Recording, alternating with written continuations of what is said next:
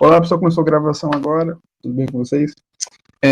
Vou trabalhar aqui hoje poucos portugueses chegando na América. E um ponto importante a gente tem que entender é que a América já existia antes dos europeus chegarem na América.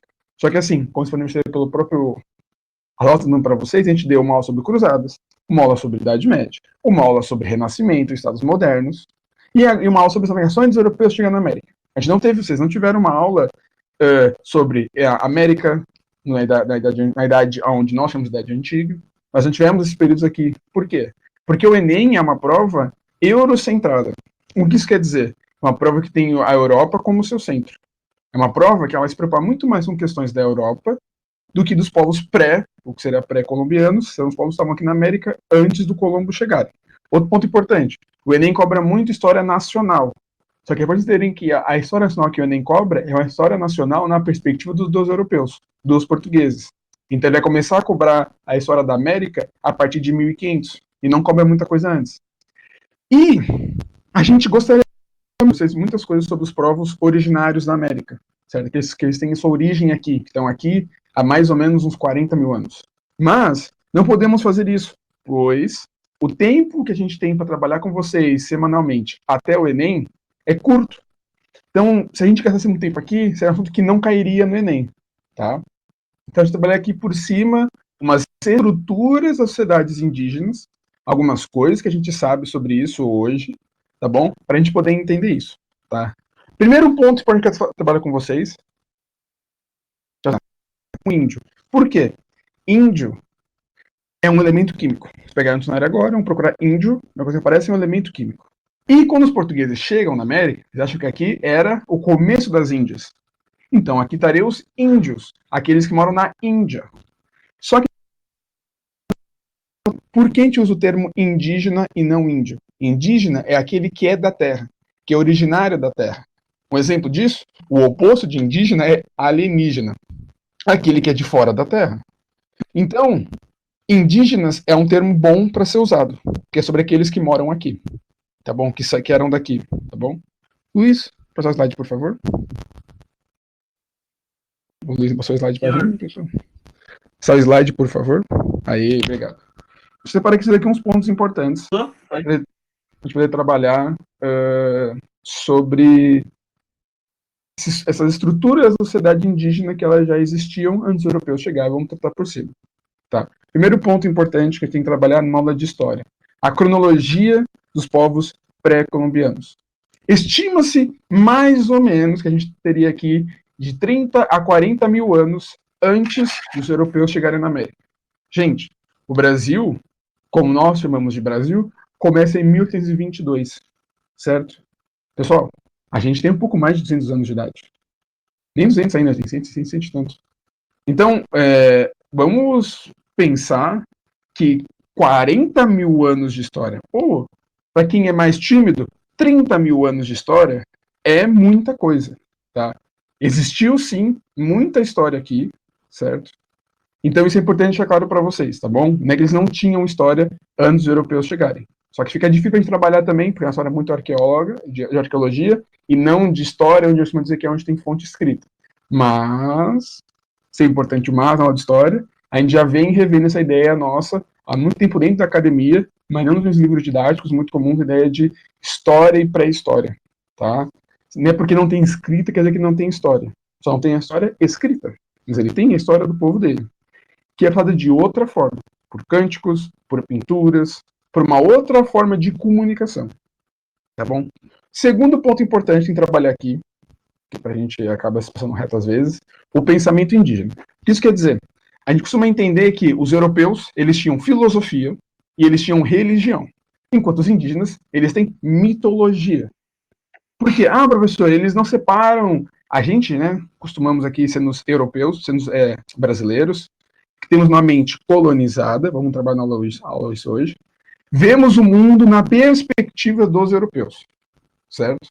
E a gente entende que existe a sociedade, a cultura, que é uma coisa de seres humanos, existe a natureza. Então, exemplo, aqui hoje eu estou na minha casa, num prédio, eu moro na Coabipel, certo?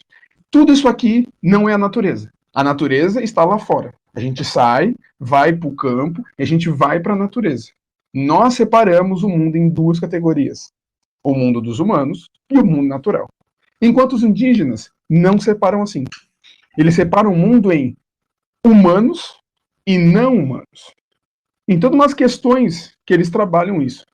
Só que a gente tem que trabalhar aqui por cima, de forma estrutural, de ponto importante para a gente saber. Eles têm filosofia, só que é diferente da nossa filosofia. Mas como quando os europeus chegam na América em 1500 e vão trabalhando com eles não vão entender o que eles fazem como filosofia, e sim como mitologia. Como uma coisa assim, é tipo uma fé que eles têm nos deuses, é meio mágico, fica um pouco separado. É importante entender que não é bem assim, tá bom? Eles têm sim um pensamento, mas é uma outra forma de pensar da forma europeia. E que a gente vem, sim, há algum tempo na faculdade, desconstruindo essa ideia de como que eles entendiam. Olá, Yasmin, o tema da aula hoje é português na América. Certo? Trabalhei com mesmos portugueses, chegando na América, 1500, 1600. Tá bom? Então, vocês têm que entender que os indígenas, eles têm uma perspectiva de mundo particular deles e diferente dos europeus. E não só isso. Toda forma de entender o mundo é particular. Por exemplo, a gente não percebe que assim, o indígena tem a música étnica dele. Existe a música clássica. Não, não, não. A música clássica é música étnica, só que é a música étnica dos europeus. Certo? Não existe a ideia de uma cultura universal. Todas as culturas são particulares. Tá bom?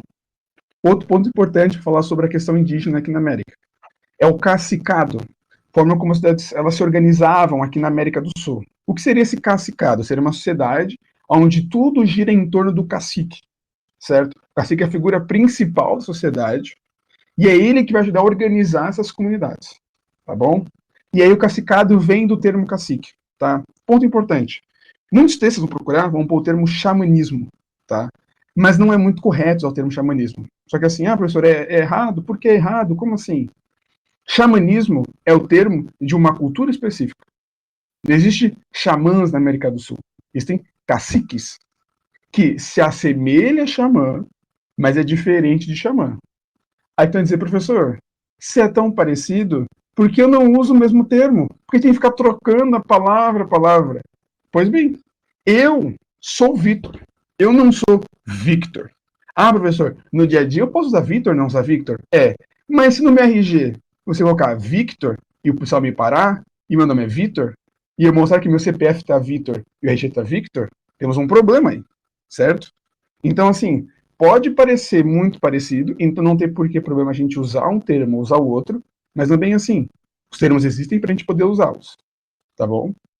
Há alguma dúvida sobre o que eu falei, pessoal? Deu para entender? Estou falando bem? Eu, às vezes, falo muito rápido, eu fico ansioso. Deu para entender? Podem me corrigir, podem tirar uma dúvida, algum comentário. Se não tiver, Luiz, pode passar, por favor, o slide. Agora, esse é um slide bem grande. Professor, um slide com uma palavra gigante? Sim, um slide é uma palavra gigante. Por quê? Eu diria que tiver diversidade na América. Enquanto nós temos hoje um mundo muito falsamente homogeneizado, o que isso quer dizer? Eu sou brasileiro, o Luiz é brasileiro, todo mundo aqui no grupo aqui provavelmente é brasileiro. Só que assim, a gente sabe que o nordestino é bem diferente de um sulista, certo? Chamamos todos de brasileiro, mas eles são bem diferentes. Vocês sabem disso. A gente sabe que uma pessoa que nasceu em São Paulo e que nasceu no Mato Grosso são diferentes pela sua região. Isso quer dizer, na América existe uma imensa, e eu digo isso de novo, imensa diversidade. Muita diferente. Os povos, eles tinham línguas diferentes. Professor, eu vi lá na internet um vídeo muito bom que é sobre os deuses da mitologia indígena. Tá errado. É a mitologia, provavelmente, de um grupo específico. Porque o entendimento, por exemplo, de um deus comum na América do Sul, que é o Tupã, ele varia de grupo para grupo. Não é a mesma divindade. Não é a mesma coisa. Não tem as mesmas formas, não tem as mesmas regras. Só que as pessoas vão dizer, professor, veio aqui um vídeo muito bom de um artista, fez aqui, ele desenhou cada deus indígena e fez uma arte linda. Não, ele não fez o deus indígena, ele fez o deus de algum grupo, certo? Então tem que entender isso. Da mesma forma como judeu, católico, entende Deus diferente, mas ainda são parentes, certo? São todos pensamentos que conhecem Abraão, mas são deuses diferentes. O Tupã é a mesma coisa. Mesmo que grupos juntos dizem, esse é Tupã, esse é Tupã, não é porque usam a mesma palavra para a mesma divindade, quer dizer que eles entendem que é a mesma divindade. A mesma coisa acontece com a gente, tá bom? Então, é importante dizer para vocês, que ficar na cabeça de vocês, que a diversidade era um fator extremamente importante na América pré-colombiana, tá bom? Então, a gente não vai poder trabalhar grupo por grupo, porque ficaria muito difícil, gastaria muitas horas de aula e não daria também muito certo. Então, eu quero que vocês entendam que é uma grande diversidade na América, tá bom? Pode passar, Luiz. Agora aqui, uma linha de tempo rápido, só para vocês poderem se organizarem, para depois a gente seguir, tá? Em 1500, os portugueses vão chegar na América, vão entrar em contato com os indígenas, vamos falar um pouquinho mais vocês contato. A partir de 1501, os portugueses vão criar uma feitoria no Nordeste, onde hoje é o Nordeste, tá? Vou explicar por quê. A partir de 1503, vão descobrir pau-brasil aqui na América do Sul, onde ia valer muito dinheiro para eles. E em 1534, vão criar as capitanias hereditárias. Mas vão trabalhar ponto por ponto, tá bom? Quando os portugueses chegam na América, a partir de 1500, os portugueses não tinham uma preocupação muito grande em parar aqui na América do Sul e ficar aqui. Porque eles queriam muito mais descobrir os metais. Viram que a ideia do metalismo, de conseguir metais. Então, para eles, a gente fica aqui. Porque chegaram aqui, não acharam rápido metal, Davi joga a feitoria. A feitoria é tipo uma base. Vou explicar daqui a pouquinho, tá bom? Não tinha por que os portugueses ficarem aqui na América, porque, pô, não tinha metal rápido de achar, ouro ou prata aqui na América do Sul, mas tinha uma terra, certo? E descobrir uma terra nova era muito importante. Então, por exemplo, vamos deixar lá, vamos nos preocupar em pegar aquele território pra gente, tá bom? Essa é a preocupação dos europeus inicialmente. Então, em 1500, eles vão criar uma feitoria. O que era uma feitoria? Feitoria é basicamente o que seria uma base militar / colonizatória, que isso quer dizer de pessoas morarem, de criarem fazenda, de criar uns animais ali, para dizer, esse lugar é nosso. Vocês viram com o Luiz, semana passada, a ideia do Tratado de Tordesilhas. Os portugueses queriam garantir que esse território seria deles perante os outros europeus. Então, eles vão deixar uma base aqui para dizer, olha, se chegar lá um francês e um inglês, vai saber que lá é dos portugueses. Então, eles queriam assegurar o território para eles, para no futuro usar esse lugar aqui para alguma coisa. Tá bom? Então, vão criar aqui a primeira feitoria, vão ficar aqui alguns portugueses, mas o foco deles é ir para a Índia, é ir para o Japão, é pegar as especiarias, que são diversas coisas, não é só pimenta, pessoal, é diversas coisas, e levar para a Europa para poder ganhar dinheiro, certo?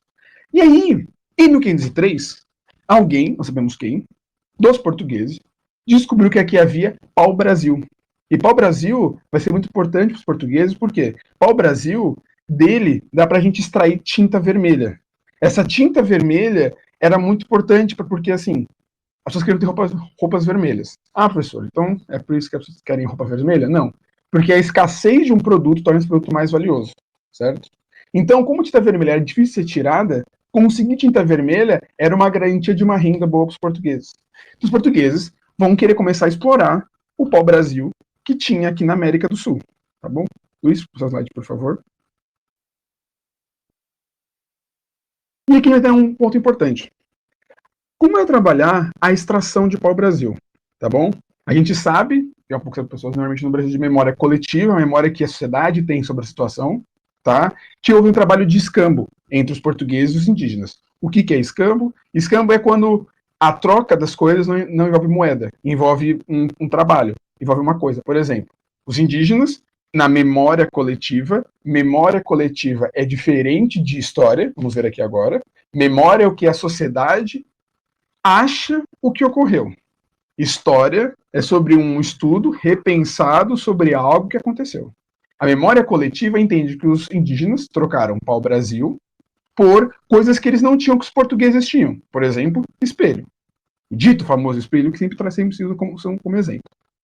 Agora, a gente tem que entender que como o valor de uma coisa escassa, como eu falei para vocês antes, torna algo valioso, não ter espelhos na América tornava o espelho valoroso. Mas quando aqui a tirinha, que eu procurei rapidamente várias tirinhas dessas, vão trabalhar, por exemplo, trocar esse monte de árvore grande por um chaveirinho de metal, como isso aqui vale menos, não. Para os portugueses, o chaveiro vale menos que o pau-brasil. Só que essa é a perspectiva dos europeus. Só que a dos indígenas, essa árvore estava aqui, ela era comum de ser aqui, e o chaveiro não era comum de estar aqui.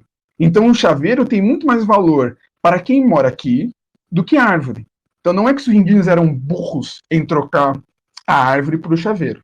Então, primeiro ponto, essa perspectiva de trocar algo de pouco valor por muito valor está errada, porque essa é a perspectiva dos portugueses, não é a perspectiva total da situação, certo? O valor das coisas depende de cada local, de cada grupo. Agora, outro ponto. Essa ideia do indígena ser burro e trocar, você vai trabalhar há tempos, trocando um monte de madeira, trabalhando um monte, os portugueses davam para ele espelho. Indígena não é burro, gente. A gente sabe pelas cartas da época, os indígenas queriam, em pouco tempo, descobriram que os portugueses tinham machado de ferro, que eles sabiam que a turca deles, que era machado de pedra, e queriam trocar o de ferro pelo de pedra. E os portugueses só iam trocar com eles. E eles descobriram também rapidamente que arma de fogo era uma coisa muito boa de se ter. E vão querer ter espadas de metal e armas de fogo dos portugueses. Só que os portugueses não vão querer trocar essas coisas. Eles vão fazer muito esforço para poder trocar, vão pedir muito trabalho por uma arma de fogo, porque os portugueses sabiam que eles eram poucos. E vocês viram que esse grande quantidade que tinha de indígenas aqui na América, se revoltasse contra eles, fosse para cima deles, matava todos eles. Lembrar, gente, eram 2 caravelas e 3 naus. Era um grupo muito pequeno de seres humanos que os portugueses estavam aqui na América. Já os indígenas eram milhões de indígenas, tá? Então, a gente tem que entender que essa ideia de escambo, pode falar de favor, Luiz, que os indígenas eram burros e trocavam as madeiras valiosas deles por coisas desvaliosas e também não pensaram em pegar umas coisas mais valiosas conforme o tempo passou, a questão tecnológica, como machado de ferro, como a arma de fogo, está errada. Essa perspectiva de memória social está errada. E por que é importante que a gente frisar esse assunto? A gente tem que entender que a memória de uma sociedade diz os valores dessa sociedade. Se a gente lembra deles desse jeito, isso carrega a nossa moral. O que é nossa moral? Que a gente acha que é certo e errado, que a gente entende sobre aquelas pessoas. Tá bom? Agora, os indígenas vão ali fazer um escambo com os portugueses, para poder trocar pau-brasil por coisas. Mas, outro ponto importante de diferenças, que é, a gente entende trabalho de um jeito específico. Mas quando a gente entender, como foi para vocês antes, se o chaveiro tinha valores diferentes, será que a noção de trabalho também é diferente? Se os indígenas eram povos completamente diferentes dos europeus, eles também entendem trabalho do mesmo jeito? Não, não entendem. Para os indígenas, o trabalho, você trabalha para produzir significado de vida. Você vai trabalhar para gerar materiais, isso é verdade, certo? Só que assim, não só por isso. Por exemplo, para algumas comunidades indígenas, vamos dizer todas, mas algumas, é muito importante o cesto que eles fazem, o filho dele fazer um cesto. Por quê? Fazer o cesto torna você humano. Porque entender que o mundo tem os humanos e os não humanos. Para eles, todos os seres vivos já foram humanos, certo? Então, você fazer o seu cesto torna você humano. Então, vocês não podem durar para sempre. Não posso produzir 20, 40 cestos, porque a ideia é que meu filho, quando cresça, produza o cesto dele, para ele se tornar humano. Enquanto para os portugueses, o trabalho é uma lógica econômica. Eu vou trabalhar para poder gerar riquezas, para poder acumular mais riquezas. Enquanto eles não tinha essa lógica. E tem pouco tempo, os indígenas já tinham o centro que eles queriam de machado de ferro. Até porque a cidade deles não são de propriedade privada. O machado é de todos.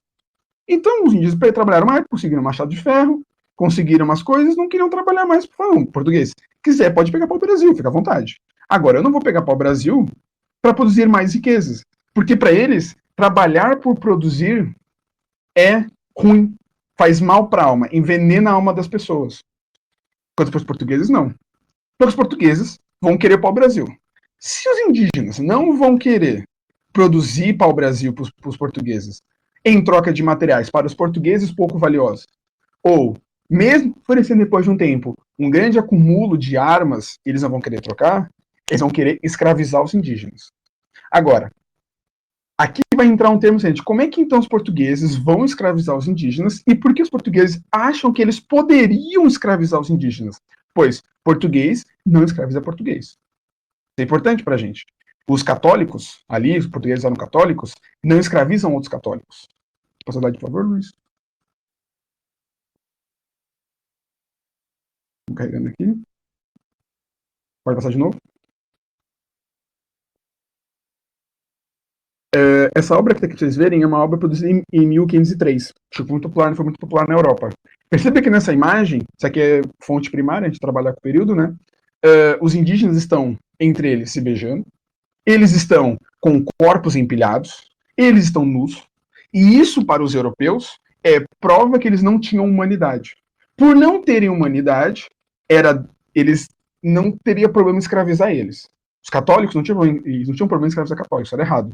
Agora, escravizar aquele que não é católico não é um problema, certo? Então, eles não viam um problema em escravizar os indígenas. Pode botar o slide, por favor, Luiz. E aí vão criar o termo guerra justa. O que isso quer dizer essa guerra justa? Não, voltar no anterior, Luiz. Sem problema, relaxa.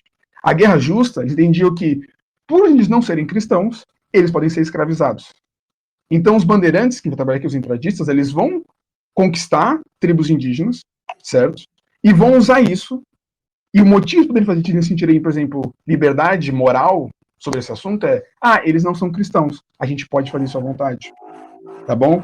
Então, isso é a ideia de guerra justa. Já caiu nem outras vezes. A guerra justa é que os portugueses entendiam que os indígenas não serem católicos, não acreditarem em Deus.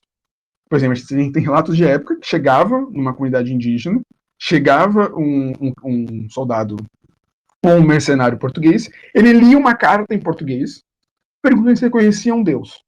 Os indígenas não sabiam nem que era português. Não, beleza, não responderam pra gente, não sabem que é Deus, podemos agora matar e escravizar essas pessoas. Certo? Então, isso é importante ser entendido.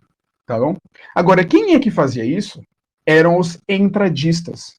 Tá bom? Os entradistas, que a gente chama hoje de bandeirantes, eram soldados ou mercenários portugueses que iriam entrar pela floresta para escravizar indígenas e descobrir território para trabalhar na produção de pau-brasil e também na produção de cana-de-açúcar, que foi bem menor, tinha a ver com o Luiz, o trabalho foi negro, mas havia também indígenas na produção do açúcar.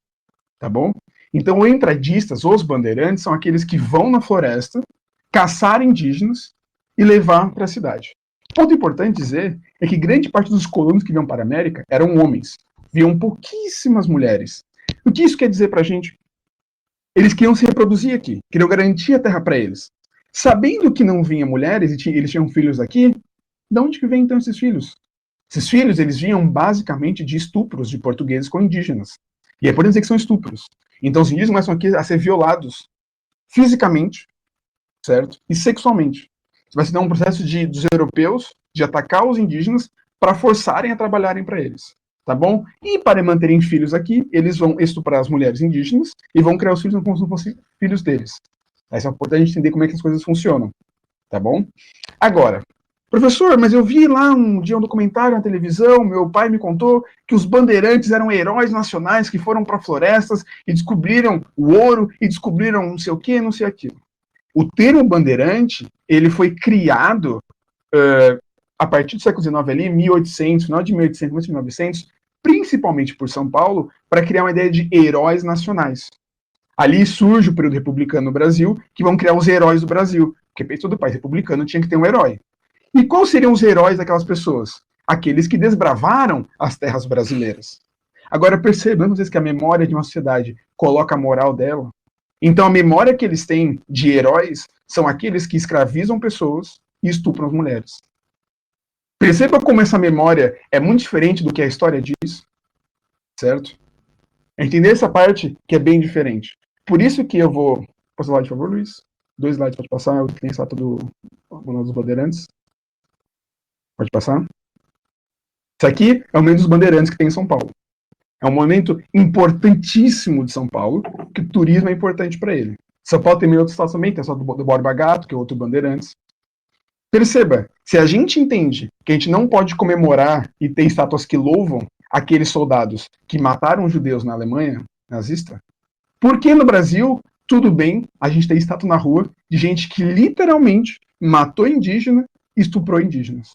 Por quê? Porque a gente entende, se podem dizer, um é aceitável e o outro não é aceitável.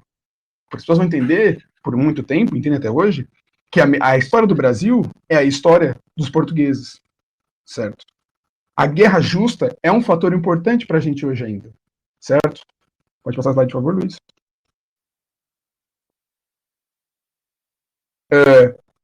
As pessoas, elas ressignificam o passado. O que isso quer dizer? Nós, historiadores, trabalhamos para desvendar o que aconteceu no passado, a gente erra muitas vezes, mas a gente está sempre tentando melhorar essas coisas, e a gente percebe hoje que os bandeirantes eram assassinos. Só que a memória social sobre o assunto, ela é difícil de ser passada. Mas nós, indivíduos, reagimos a esse mundo. Essa foto é de 2013, uma PEC que queriam passar sobre demarcação de terras indígenas, e eles picharam, bandeirantes assassinos. Se a estátua não passa a ideia do que ela foi, eles vão lá e escrevem eles mesmos o que ocorreu. Isso aqui é importante ser dito para vocês. A história indígena, ela não para em 1500, 1600 com a escravidão indígena. Ela dura até hoje. Hoje, existem indígenas hoje que moram no território brasileiro e que têm que lidar com esse avanço contínuo na Amazônia, e no Mato Grosso, em Brasília, até aqui no Rio Grande do Sul, da cidade urbana aqui brasileira, que vai querer ainda conquistar os indígenas. Tá bom? Pode passar por isso. A outra forma de conquistar os indígenas, fora a forma militar, é a forma da catequização. Aqui é importante dizer, a Companhia de Jesus, que eram jesuítas, vão vir para a América, certo? A partir de 1530, para tentar fazer essas pessoas que não tinham fé, como a gente viu antes, de vez serem escravizadas, vão transformar eles em católicos, tá bom?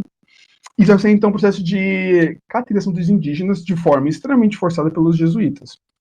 Porque eles vão fazer isso para conseguir novos fiéis para a Igreja Católica e, na visão dos padres, salvar os indígenas do inferno. Que aqueles que conhecem a palavra de Deus e virassem católicos não iriam para o inferno, certo? Agora, professor, então veio para cá os jesuítas em 1530, usaram o processo deles de catequese dos indígenas e ficou isso. E vai ficar por isso. Bem, não é bem assim. Até hoje, a igreja evangélica está conquistando os indígenas. A gente tem que entender que esse processo ele é contínuo. Nunca acabou a conquista. A conquista ela é contínua. Assim como a cidade está avançando hoje sobre os territórios indígenas, que a lei demarca, e a gente sabe diariamente sobre as notícias, onde o Estado avança, conquista territórios, isso também ocorre com a catequese. Evangélicos vão para as comunidades indígenas, conquistar mais pessoas para se tornarem católicas, certo? E levaram, por exemplo, o Covid. Muita da questão do Covid na Amazônia se deu por evangélicos de forma ilegal, indo para a Amazônia, catequizar os indígenas, que para eles até hoje são como falta de cultura. Então, eu te mostro como que a história, ela não é, aconteceu no passado isso, professor, e hoje não tem mais isso acontecendo. Até hoje isso acontece. É um processo contínuo, que vocês entendam, um processo contínuo de conquista. Tá bom? E a catequese é importante para isso, tá? É a forma como os jesuítas vão tentar conquistar a América, não militarmente, mas mentalmente, pela alma das pessoas. O que eu quero dizer para vocês? Por exemplo, a nossa noção hoje de indígena vem muito dos jesuítas. Por exemplo, assim, professor, eu vi na cidade lá esses dias, o indígena com o celular na mão. Indígena é aquele que mora na oca, que mora no meio da floresta. Você está estagnando um grupo étnico no tempo. As coisas são móveis, as coisas são transformáveis. A história é o estudo da transformação do ser humano ao longo do tempo. Se nós mudamos, se nós não somos iguais aos nossos bisavós, por que os indígenas têm que viver da mesma forma que eles viveram desde 1500? Claro que não. Podem viver de outras formas. Eles mudam. E acessar essa tecnologia não faz deles menos indígenas. Lembra que eu vou dizer para vocês sempre é, se você que é gaúcho, que nasceu em Pelotas, nasceu no Rio Grande do Sul, que você quer ter seus 15 anos, vai morar no Japão. Aí você mora no Japão, que é bem diferente do Brasil, e aí ele mora no Japão até os seus 80 anos de idade. E ele vai falar japonês no dia dele, usar roupas talvez tradicionais do Japão, usar roupas da moda japonesa do momento, vai consumir música japonesa, ouvir música japonesa. Ele deixa de ser gaúcho porque ele mora no Japão e come comida japonesa no dia a dia dele? Ele deixa de ser gaúcho porque ele fala japonês no dia a dia dele? Não, não deixa. Então por que o indígena deixaria de ser indígena só porque ele usa calça jeans? Só porque ele, sei lá, tem um boné da Calvin Klein, porque ele tem um boné da Oakley e ele curte pro baile com os amigos dele e curte um funk? Não tem problema nenhum, sabe? As coisas elas não estão estáveis. E agora, para terminar aqui minha parte dos indígenas, entender que esses grupos existem hoje. E a gente acompanha essas pessoas hoje, certo? Essas pessoas estão se expressando diariamente. Eles estão falando desde 1500 que as coisas estão acontecendo com eles, de diversas formas diferentes. E nós, pessoas não indígenas, sabe que seja indígena, eu não conheço, eu não sei lá que é indígena, não posso ver vocês, infelizmente. Tem que acompanhar indígenas no Facebook, no Twitter, no Instagram, certo? Para mudar essa perspectiva sobre eles. Tá bom? Deixa eu ver aqui a parte de correção. Pode passar, Luiz. Capitães hereditárias, a parte que eu tenho que falar importante para vocês também, tá? Não caem nem capitães hereditárias. Se eu vou dar por cima, tá? No resumo que a gente prepara para vocês, vai estar melhor explicada elas, mas não caem nem capitães hereditárias. Tá? Nunca caiu. Eu olhei as questões e não achei. Professor, eu procurei, mas não achei. Pô, se você achar uma que caiu, me mostra que caiu as capitães hereditárias no Enem. Quando os portugueses, a partir de 1534, vão querer separar o território deles aqui na América para se organizar, eles vão separar, certo? Não em 13, em mais, tá? A ideia de que, professor, eu vi lá as 13 capitanias, é um pouco errada já está datado isso. Os estudos atuais, que a gente tem novos sobre história, mostram que tinham mais de 13 capitanias. E aí, os portugueses queriam ter terras aqui, conquistar aqui, certo? Só que era muito, muito, muito, muito, de novo, muito, muito, muito custoso vir morar na América, criar aqui uma feitoria, criar aqui uma fazenda e esses trabalhos. Então eles vão separar essas faixas e vão vender ou dar para outros nobres portugueses para eles conseguirem crescer aqui e criar cidades aqui. A gente sabe que só duas deram certo, a de São Vicente e a outra, qual era a outra agora? Fica onde hoje é Pernambuco, São Vicente. Foram que deram certo, que eram da coroa portuguesa, porque lá permitia produzir cana-de-açúcar, vamos excluir isso agora. E aí, elas vão parar de funcionar, porque nenhum nobre queria vir para cá, porque era muito, muito custoso e não era rentável. A única que era rentável era da coroa portuguesa, que é São Vicente e Pernambuco, por causa da cana-de-açúcar. E isso é com o doutor Luiz André. Pode passar, Luiz André. Obrigado, Vitor. Boa noite, pessoal. Então, slide não foi. Então, pessoal, a gente montou agora a minha parte, inicialmente com a imagem do Franco e da nação portuguesa ocorreu colonização. Vitor disse que 30 tinha sustentação do Brasil, porque uma atividade muito custosa no Brasil. Então, ele no Brasil, mas ele também não organizasse o Brasil. A gente vai falando muito alto, porque às vezes eu não sei a palavra. Se quiserem cortar, tranquilo.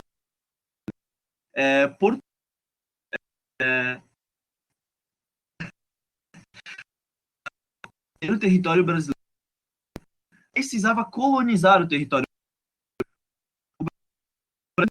brasileiro, incursões francesas.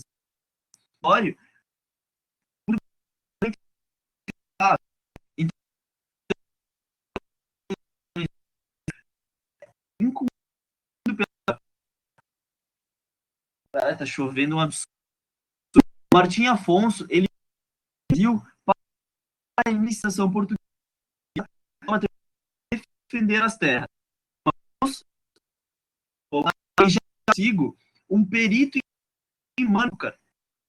Como o Brasil não, até 1700, lá vai que vai uma aula posterior, não foi descoberto ouro nem prata, o Brasil precisava de plantações, de manufaturas para poder, digamos, enviar à metrópole e a metrópole conseguir lucrar com isso. A questão que eu falei na aula passada da exclusividade.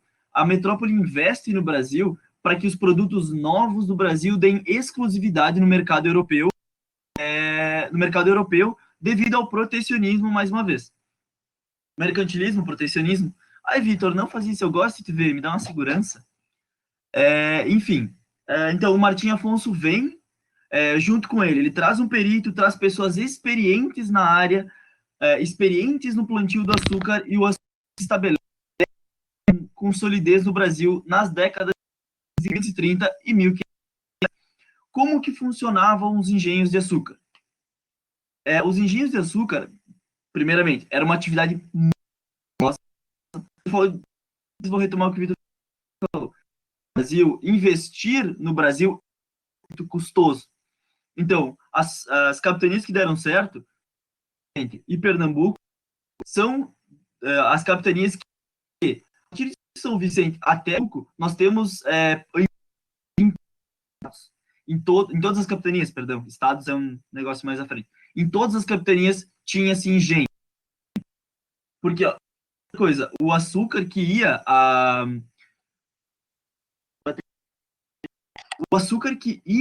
Portugal de forma bruta, e Portugal não refinava o açúcar. Os ingleses, os principais interessados na importação do produto eram ingleses, holandeses, italianos, genoveses, alemães faziam muito isso também. Então, voltando aqui, como era uma atividade custosa, dependia muito de investimentos privados. Sim, Gerson, Pernambuco recebeu capital holandês na década de 1630, quando a gente vai chegar na invasão na América, na frente. Aí se tiver pergunta. Então, os maiores investimentos eram as instituições de caridade, instituições religiosas e os comerciantes. O destaque que os comerciantes eram ligados em. Então, a gente tem os setores da Londres, Amsterdã e são as quatro mais importantes. Tá, vamos lá. Como eu falei, estavam todos o maior engenho, ou talvez eles, que lhe pertencia ao Martim e que é o Jorge dos Erasmus, que é talvez o engenho da colônia. Pernambuco e Bahia destacam os maiores centros de açúcar até 1960, que é quando tem-se a descoberta e a corrida do ouro no Brasil, no Rio de Janeiro. No Rio de Janeiro, mas até meados do século XVIII, o produto para quê? A cachaça em Angola e na costa da África por escravizados. Então, a questão dos escravizados, da mão de obra, é uma coisa muito importante. Após a bula papal, a Veritas Ipsa, do Paulo por um chamado de. Eles estabelecem que os indígenas têm alma, e por isso o processo de extinção dos indígenas tem que acabar. Mas quando que ele acaba? Após a década de 1570. Antes, os engenhos eram de obra escravizada indígena, areada. Só que os indígenas assalariados, eles vinham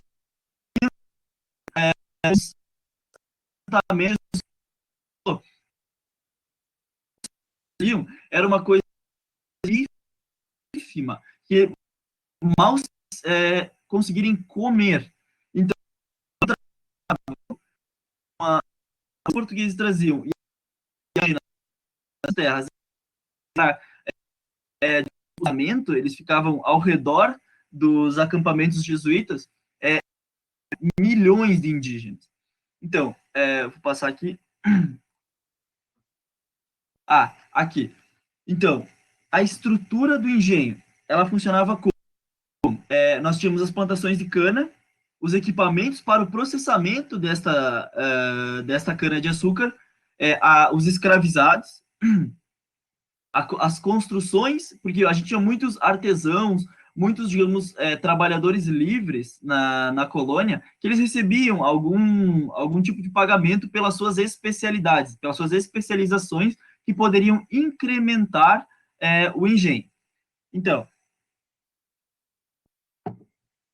nós tínhamos o gado e a casa grande. A casa grande era onde o senhor de engenho vivia com os seus. O gado, ele servia para transportar a cana digamos, o carro de transporte, ali, a infraestrutura, o gado, junto com o carro de transporte, levava a cana para os portos, para ela, o açúcar, perdão, para ele ser exportado. Então, havia, como vocês podem ver abaixo, engenhos comuns para ele fazer o engenho funcionar. Porque nós tínhamos a divisão dos engenhos reais e ditos comuns. Os engenhos reais, eles eram maiores, mais produtivos. E o engenho, o motivo dele ser maior e mais produtivo é porque ele era movido à água, enquanto os engenhos comuns eram movidos ao gado, à força motora do gado, ou por uma força hidráulica. Então, esse era o funcionamento dos engenhos. E a gente tem que... os engenhos, eles eram, novamente, muito custosos. E os primeiros senhores de engenho, digamos assim, recebiam uma certa... como se fosse um papel, muito, entre aspas, de nobreza, de possuir, como se fosse uma nota fiscal que ele possui o engenho. Mas esse papel do senhor do engenho não era hereditário. Então, muitos engenhos sobreviveram do século, mas nunca se teve uma questão de hereditariedade. Não se tinha, eu morri, o engenho vai para o meu filho.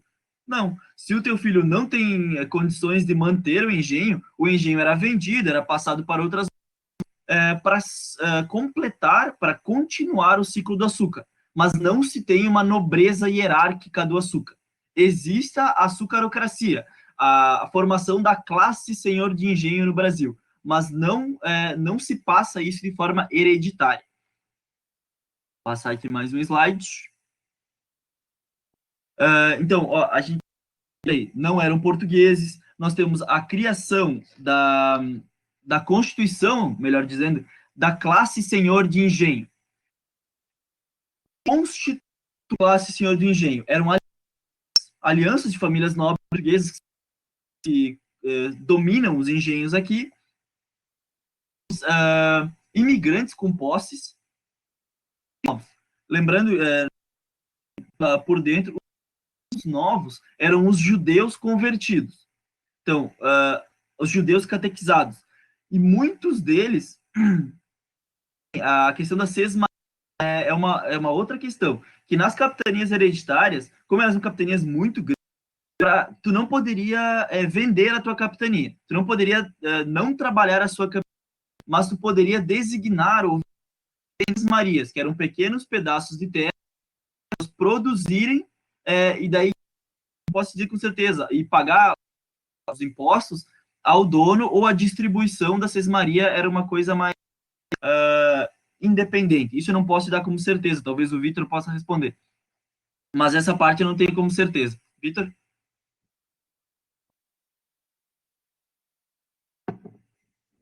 Opa, pode repetir a pergunta de novo? Não, perguntou se eram nas capitanias hereditárias. Pô, eu não sei, posso procurar rapidinho aqui, fiquei na dúvida também. Procura aí, eu continuo. Então, ó, dos 40, isso é uma citação que eu tiro de um dos livros que eu olhei para essa aula, que de 41 engenhos, os proprietários tiveram suas origens identificadas no período de 1587 a 1590. 12 dos 41 cristãos novos. Então, os cristãos novos não foram uma classe pobre, digamos assim. Não foram uma classe pobre. Mas eles possuíam, algumas famílias possuíam terras. Aí nós chegamos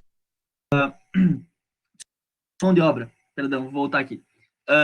A mão de obra utilizada, como eu falei, era de escravizados. O engenho era um empreendimento 100% escravista. Em 1550 a 1560, nós temos pouca mão de obra escravizada africana. A maioria, mais de 90%, da mão de obra escravizada indígena. Vira a década de 1570. Nós já temos 7% dos escravizados eram africanos, porque Portugal começa, após a bula Veritas Ipsa, e após a entrada de Portugal na África, como a Laís falou, tem o começo dos escravizados. Trocava por cachaça, por rum, como era nas Antilhas e no e nas 13 colônias norte-americanas, desculpa, lembrei, eles são avisados na por os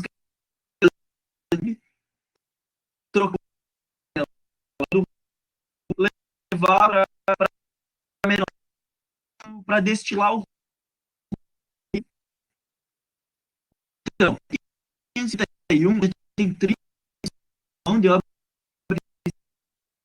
em 1600 tem da mão de é, é,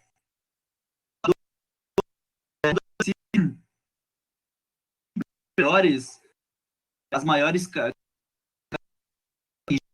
engenhos, né? Eles também proporcionaram bom escoamento, visto que os seus portos já estavam tomando uma certa importância. Fechou aqui?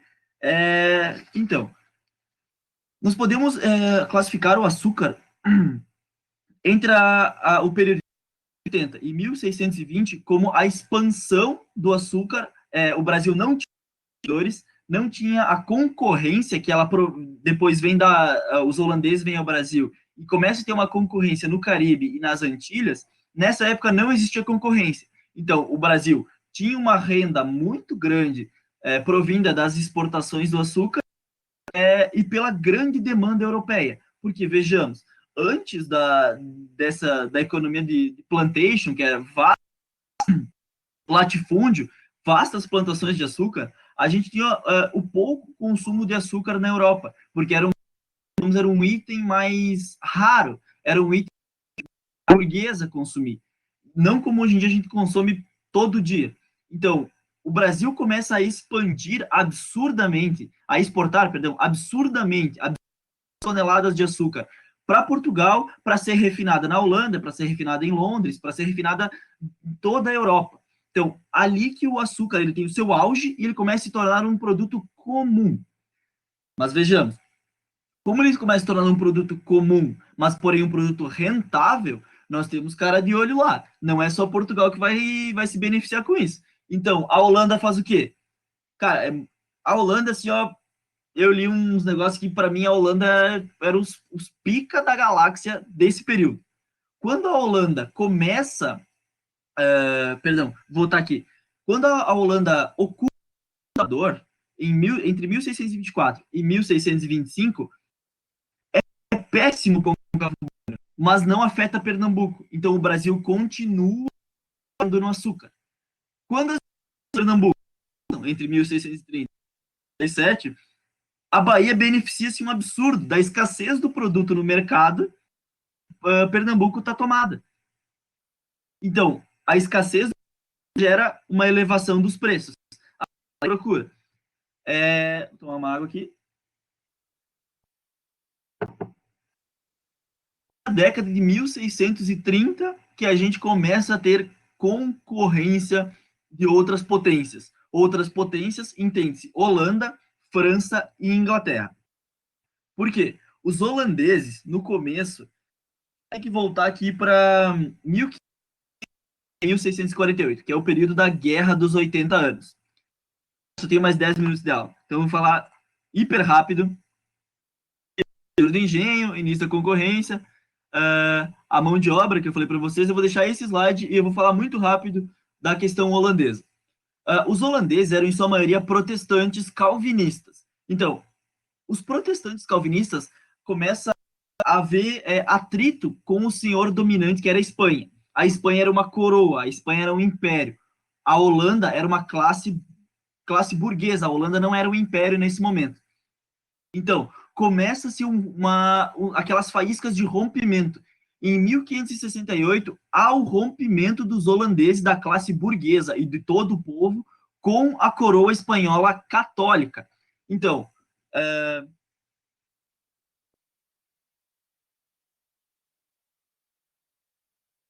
tá. É uma boa colocação, Gerson. Eu não vou saber te responder com certeza agora. Mas a Holanda, principalmente com o Maurício de Nassau, fez muitos investimentos de infraestrutura, de saúde, fez muitos investimentos positivos no Brasil. Voltando à questão da rebelião da Guerra dos 80 Anos. Ocorre a Guerra dos 80 Anos e a Holanda, como uma classe burguesa, o que ganhou a guerra para eles foi o crédito, os empréstimos, o investimento de terceiros na Holanda. Por quê? A Holanda, isso eu peguei do livro do Harari, ótimo livro. A Holanda era como uma sociedade, digamos, uma junção da burguesia. Eles recebiam crédito, contratavam mercenários e esses mercenários lutavam contra a Espanha, enquanto o resto do crédito eles pegavam para navegações. A navegação, o que os mercenários, o exército e os navios que eles construíam? Eles iam também para a Ásia. Tinha a Companhia das Índias Orientais e logo depois, quando eles começam a vir ao Brasil, a Companhia das Índias Ocidentais. Então, a Companhia das Índias Orientais, ela vem ao Brasil, orientais, vai à Ásia e lá consegue-se muito dinheiro. E o que faz com que a Holanda seja uma potência? A partir da década do século XVII, a Holanda domina as rotas marítimas. Por quê? Por causa do crédito, de novo. Cara, o crédito é foda nessa época. Foda pra caralho. Por quê? Os holandeses, eles pagavam sempre em dia. Cara, não é bom? Quando, tu tem uma lojinha, digamos assim, de parcelado, digamos assim. E você deixa sempre para você pagar no dia 5. Aí você tem a Holanda, que paga entre o dia 3 e o dia 5, e você tem a coroa espanhola, que paga entre o dia 25 e o dia 15 do outro mês, ou não paga. Porque a coroa não respeitava o Estado de Direito e a propriedade privada, enquanto os holandeses, a base da economia holandesa era o respeito ao Estado de Direito e à propriedade privada. Bem, pensamos aqui. Você tem uma empresa, é melhor investir na Holanda, que paga em dia, ou eram calvinistas, Gerson, a maioria deles. Você prefere investir na Holanda, que paga em dia, ou na Espanha, que não te dá uma garantia de retorno? A Espanha precisava continuar a sua dominação. Tinha que continuar a sua dominação, mas não tinha dinheiro. E eles precisavam de investimento, mas eles não davam confiança para esse investimento. Por fim, a Holanda consegue dominar as rotas marítimas por meio do crédito. Por quê? Os holandeses, eles, como eu falei, contratavam mercenários para lutar em suas batalhas. Os burgueses holandeses contra a coroa espanhola sempre pagavam em dia e o sistema jurídico nunca beneficiava, por exemplo, a coroa como um sistema jurídico. Era o império. O sistema jurídico depende da coroa. Ele é leal à coroa. Então, se você, digamos, processa o rei espanhol por ele não te devolver as moedas de ouro que você investiu nele, você se fudeu. Por quê? A justiça vai ganho de caso para o rei. E na Holanda, não. Se o cara né, ou um ele dá certo e o cara não consegue te pagar, ele vai ser embargado pela justiça a devolver. Por fim, a Holanda, em 1624, começa a expansão, começa a expandir. Eles vendem uma bicadinha aqui, uma bicadinha ali, no Nordeste. E o que eles fazem em 1630? Eles dominam. Com a entrada dos em Pernambuco, a gente tem, claro, a Companhia das Índias Ocidentais, Maurício de Nassau, em 1637 e 1644. Eu vou ter que dar uma acelerada legal aqui, porque falta 5 minutos. Com o início da concorrência, a Holanda toma Pernambuco, eles entram e começam a produzir também, que o açúcar era o que também? Eles trazem investidores franceses, e esses investidores levam até para as Antilhas e para o Caribe. Tanto que o Haiti, a ilha de Santo Domingo, torna-se, ultrapassa o Brasil na produção de açúcar barato. Tanto que, a fins do século XVII, após a expulsão da Holanda, tem suas exportações indo pela metade, e o preço também caindo, porque não gera. Então, o Brasil precisava os seus preços para voltar a exportar o açúcar. O açúcar no Brasil, ele tem um alívio, digamos, um respiro, quando estoura a Revolução Haitiana em 1791, um século depois o Haiti se torna o maior produtor brasileiro, o maior produtor de açúcar. Pois bem, Maurício de Nassau, esse carinha da foto, que é o Maurits van Nassau Siegen, o que ele faz? Ele não gosta, ele gosta dos não gosta, mas ele aceita os jesuítas. Ele quer que os jesuítas cresçam, porque existia uma grande rivalidade e o Maurício de Nassau, ele a arte, medicina e a biologia do território brasileiro. E isso ele paga do seu bolso. Por quê? Em contrapartida, a Companhia das Índias Ocidentais, Maurício de Nassau, ele acreditava na nação que o investimento no território brasileiro tinha que ser a longo prazo, enquanto a Companhia das Índias e a burguesia holandesa queria uma dominação rápida que gerasse lucros, pudessem começar a dar umas beliscadas, dominar outros lugares. Tá. Espera aí, falei quase tudinho aí. Deixa eu ver aqui. Tá. Após os holandeses, Maurício Nassau governa até 1644. Em 1644, ele entrega o governo holandês ao Comitê Pernambucano. Então, Pernambuco volta a comandar a parte que os holandeses dominaram do Nordeste brasileiro, e o Maurício de Nassau tem muitos conflitos com... deixa eu ver aqui bem certinho. Me confundi. Que ele tem muitos conflitos com os jesuítas. E por isso também, temos depois da entrega dele ao comando de Pernambuco, temos uma ressurreição dos expropriados da terra, dos plantadores de cana de Pernambuco, e isso causa um desconforto imenso. E, por fim, a gente tem o declínio do preço do açúcar nas terras holandesas. Nós temos também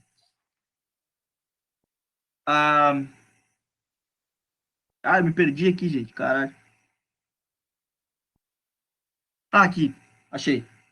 Para finalizar, faltam 2 minutos. Nós temos o declínio do preço do açúcar nas colônias, na dominação holandesa do Brasil. Nós temos essa ressurreição de 1645 dos plantadores de cana e uma aliança luso-brasileira dos moradores de Pernambuco, os exilados da Bahia. Eles instauram uma crise na dominação holandesa e, posteriormente, a expulsão dos holandeses do Brasil. Mas a gente pode pegar